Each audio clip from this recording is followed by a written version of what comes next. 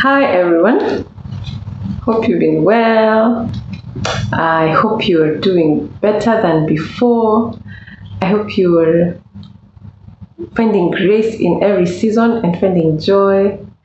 I hope even in your season, you're reaching out to someone else and encouraging them, not because things are well for you, but because you know as you water others, God will water you. I pray that your families are healthy and safe. And if maybe you've been affected directly by the pandemic, maybe one of your loved ones is sick or you're also sick, I pray that the healing power of Christ be evident in your life. Do not despair. God is the only one who has the final say about our health. If maybe you've lost a loved one during this time, I really pray that God will comfort you. And maybe you're there and you've also lost your job. You can't see left, right, center what's going to happen to you, to your family. I pray that God will provide for you, for your family. And I pray that God will give you insight onto what you can do to make money that you will use for ministering to your family and ministering to yourselves, and also giving back to God and to serve the people that God will bring your way who are in need. Every season, I just pray that God will remember you, will encourage you. Of course, God remembers us, Lord. I pray that we remember God and we look to God as He is, as an amazing God that He is. Be encouraged, be encouraged. You know, the most interesting thing that I love is what is written about David. You know, there was a time when David, left, right, center, enemies had come up against him.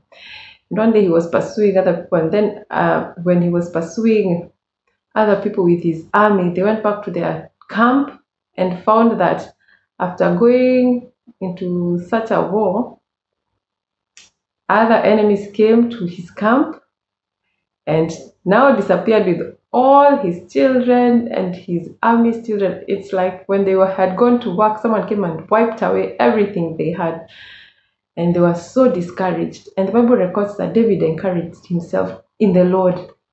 Why do I like that scripture? Because only I understands what I'm going through.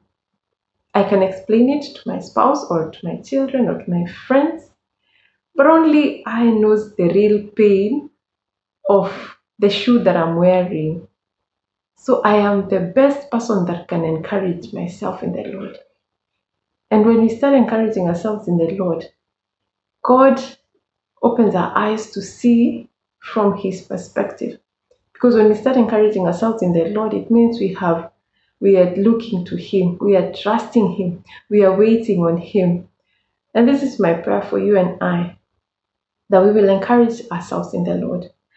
That's not what I wanted to share, but I just felt the need to remind us that let's encourage ourselves in the Lord. And we will, it might not be straightforward as I'm putting it, but I believe that the power of God is able to lift us up and to cause our eyes to turn to God. Like the story of the snake that was lifted up by Moses, so that everyone whose heel was bitten by the other poisonous snakes, everyone who lifted their eyes to that snake, they were healed. But those who did not, they were not healed. And no one could lift their eyes for the other person. Every individual had to lift their eyes to the snake that Moses had erected. And it was an indication of Christ. In our situations now, people, yes, will pray for us and intercede for us, but oh, how much more powerful it is when we lift our eyes to Jesus, when we just turn our faces and just look to Him, and we let our hearts find courage and faith, especially when things are hard. That's my prayer for you and I. I just thought of sharing about Jacob, you know, and what comes to my mind is how much I had put that in one of the videos, but how much effort we put to bring ourselves from point A to point B, from one level to another, and how God how God is powerful and able to help us through if we truly lean in and trust in Him and wait for Him to come through for us. And I'll not read many verses, but just to tell you a bit of the background of Jacob. Jacob just grew up as a schemer. Schemer. Jacob would scheme his way through things. Some of the things he'd do were wrong. Some of the things he would do were, what do we call them? Was it like science? At some point, Laban decided to start giving an income to Jacob. So Jacob came up with this plan of putting some specific, was it almond trees? Every time flocks would come to mate to drink water, and it happened that the best ones he would put those trees in front of the best ones, and then those healthy and good looking flock would now become what Jacob was told was his wealth. They would somehow be spotted and all. And really, Jacob worked on that and he became wealthy. Then it happens that you can find that in in Genesis chapter 30.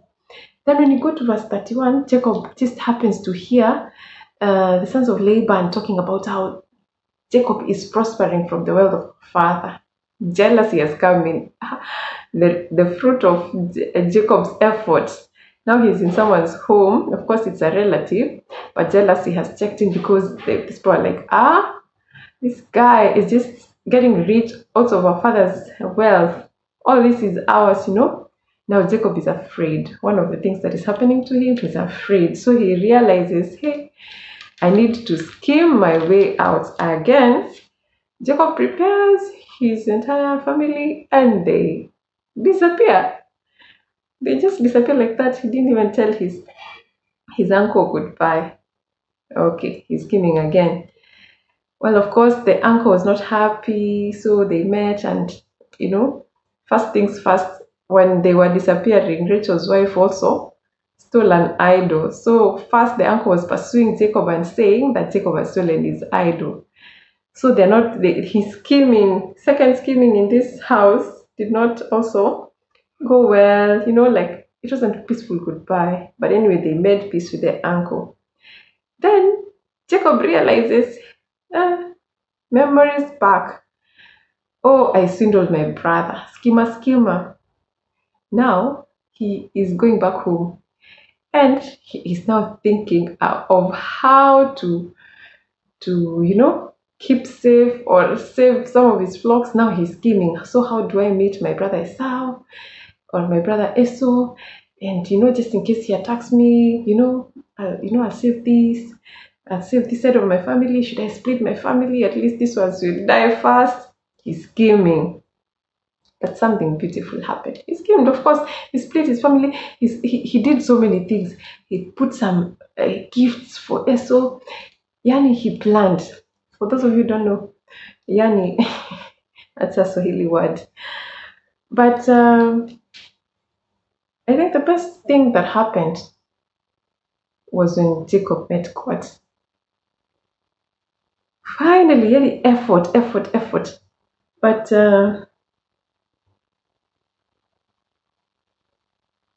in Genesis 32, from verse 22 to 32, you can read that portion. The verses that I like, it's the heading in my paper says Jacob wrestled with God. But now from verse 26, there's someone who came in and was wrestling with Jacob like overnight. Now Jacob was in transit going to meet his brother. So let's read Genesis chapter 32 from verse 26 and 26 all the way to 28. It says, then the man said, let me go, for it's daybreak.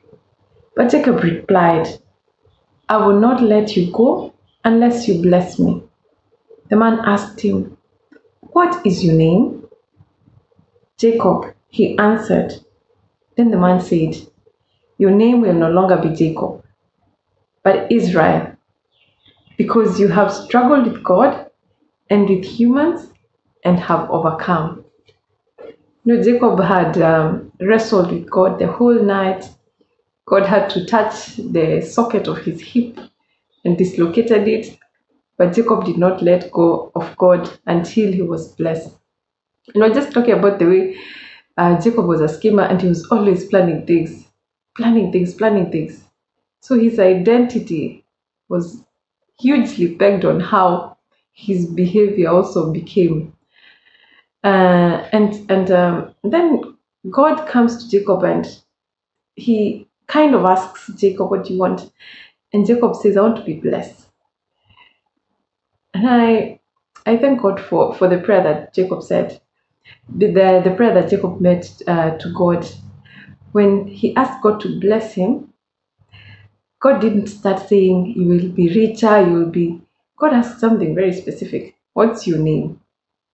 Jacob.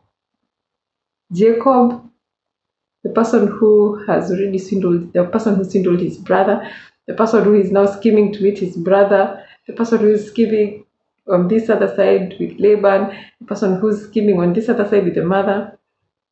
And then God called him Israel, because he has wrestled with man and God and has prevailed. And God gave him a new identity. And you know what that means is that when we go to God and tell him, God, we are really doing so many things in our strength, in our power, in our might, but now we want to start going in your strength. It doesn't mean we stop working. What it means is that we start trusting God to give us the direction we should take in all the things in our lives that we want to pursue, especially career, business, marriages, relationships, with children, with spouses, with siblings, at work, at home, and in the seasons we are in, for God to change our names, our identities, so that we take the identity of God. And God gave Jacob the name Israel.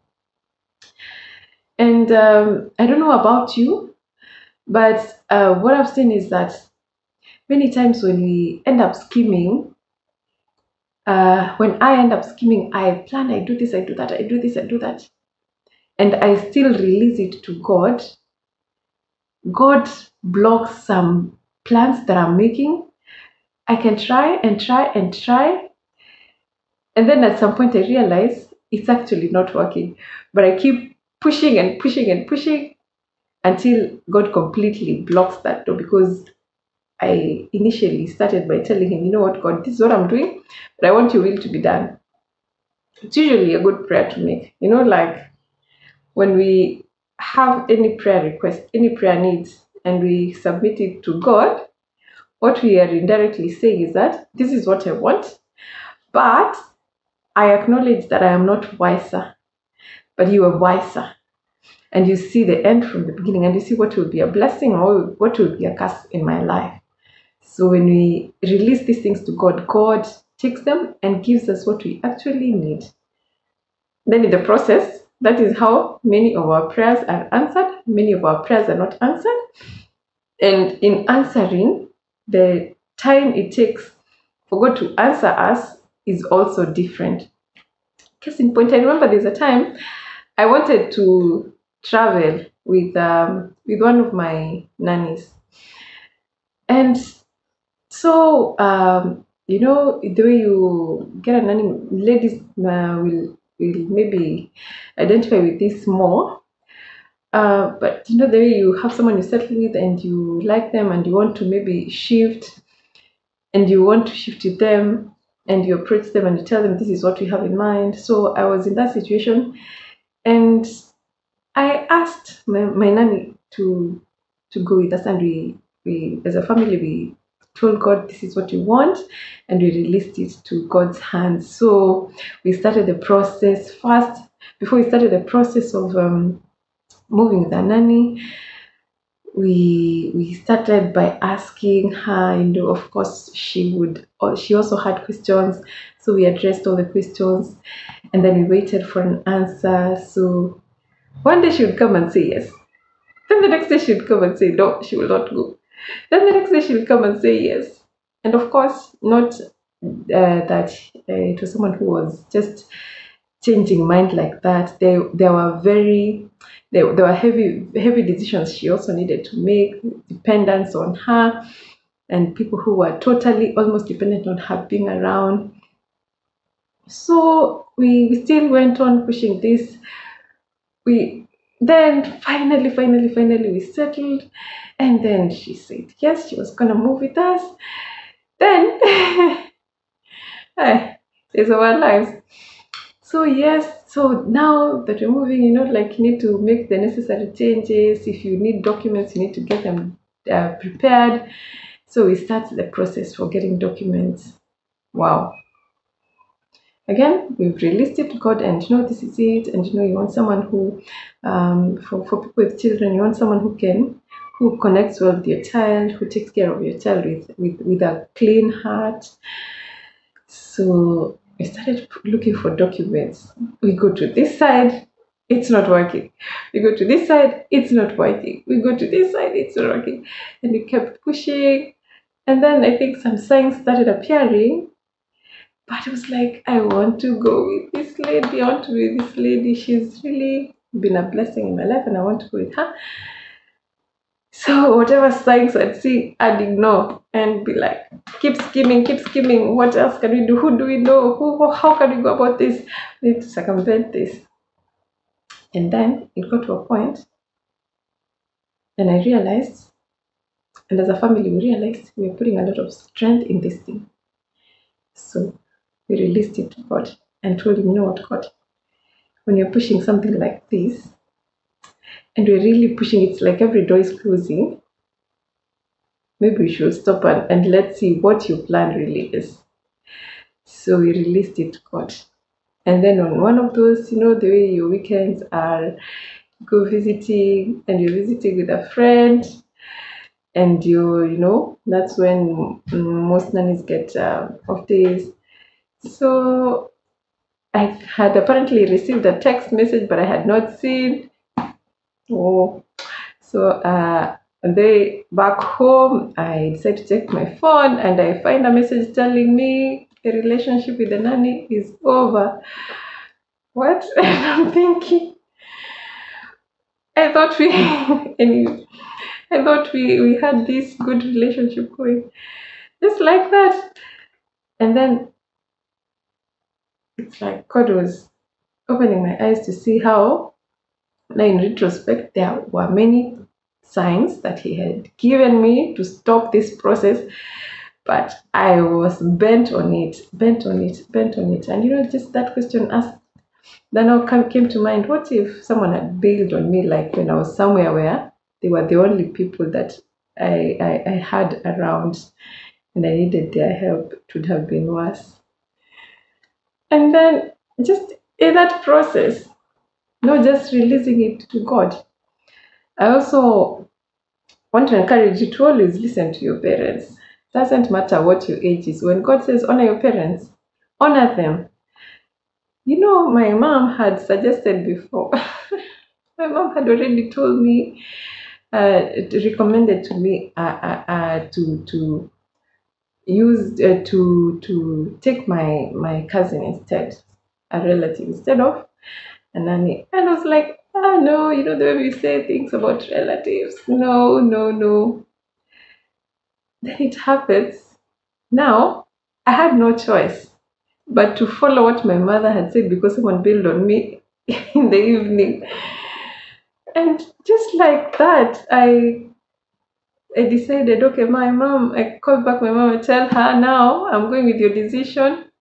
It doesn't mean that if you're married now, you understand things to do with marriage and how your decisions are made. But now, also listening and deciding what's best for you as a family. So we decided to go with my mom's decision, and we took a step of faith, and I What a blessing lied there. What a blessing laid there. English. I found a cousin I had not known for who had been in this world for years. And just the following day after my nanny bails on me, I talked to my cousin. She's on the next matatu. She's in the house. She's coming. She's helping me. And then we needed to process her documents also, because now time was running out. And we released that process to God again. Now there was a challenge because of her age, and documentations within that age needed someone to be treated as if they were still minor, yet back home they're not minors, they're adults. And God opened every single door for her. I'm telling you. Then you stop and wonder, oh, why were we struggling in the first place to process. That's just one of my many stories of how I have schemed and schemed and schemed and schemed and schemed. And then God is like, okay, when you're ready to go it my way, you let me know. Or when you're ready to release, like there's a way you can hold maybe a sweet in your hand, and you tell someone, I've given you, but you still hold it. You just want to have it as security. And God also knows we release things to Him, but we're still not so alert to even hearing Him warning us to slow down. So today I want to encourage you. If you're skimming and going in your strength and trying left and right and center, and all your energy is burnt out and you're wondering what is going on, maybe just release it fully to God. See the parts that you've not released to God. It doesn't mean you stop, but it means you see what God is showing you and allow God to change the state in your life. I like the story of Jacob, because after putting all his effort, he gets one beautiful change in his life, a change of name. He was a master schemer, a master swindler. And God comes in and says, you are no longer Jacob, but you are Israel, because you have wrestled with man and God and you have overcome. I pray that in every area of your life, you who understands the challenge and the effort you're putting and all your strength that has been put in your decisions and your plans, I pray that God today will come and change that for you, so that you no longer go in your strength, and that you can fully release it to God. And when you release it to God and you're still ongoing, that you can hear God telling you, now turn left, turn right, stop, wait, continue. That is my prayer for you. That's my prayer for my life, so that we continually thrive in the will and plan of God for the glory and honor of His name. God bless you so much. Enjoy your time, and I pray that you continue subscribing and share your testimonies. I thank God for the things that I'm hearing are happening in people's lives. I know that one day we'll stand and testify that surely God has walked with us in this journey. Surely it has been God. If it was not the Lord who was not on our side, let Israel say. And that's my prayer for you and I. God bless you so much. Keep subscribing, share with your friends, click on the notification button so that whenever a video comes up, you are among the first to hear of it. And I think the most important thing is that we be edified.